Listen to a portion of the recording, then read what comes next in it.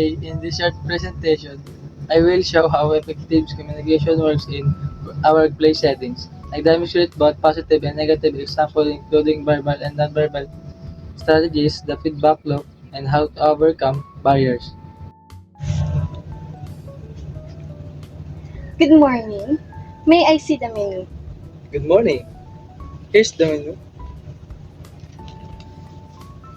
What would you like to order today? Um, what's your bestseller? Our bestseller is the ice latte and chicken sandwich. Would you like to try them?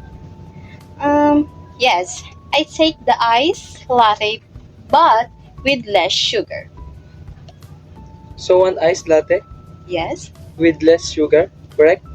yes, that's right. Thank you. Thank you.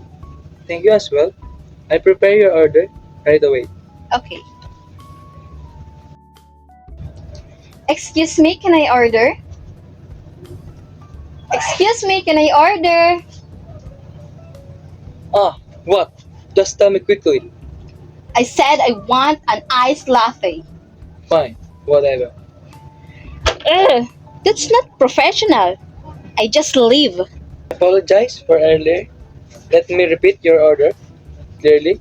One iced coffee, less sugar. Is that correct? Yes, that's right. Thank you for clarifying. As we saw, effective communication involves clear verbal strategies, positive nonverbal signals, and overcoming barriers like noise or stress. Using the feedback loop ensures understanding between speaker and listener. With these skills, workplace interaction becomes smoother, more productive, and more respect. Thank you.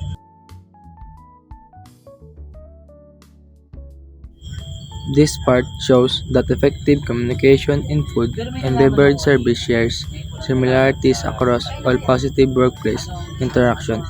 Just like in customer service or teamwork, and requires clear verbal strategies to avoid confusions. Positive nonverbal signals such as eye contact and smiling to build rapport, and the ability to overcome barriers like noise, distraction, or stress to maintain professionalism.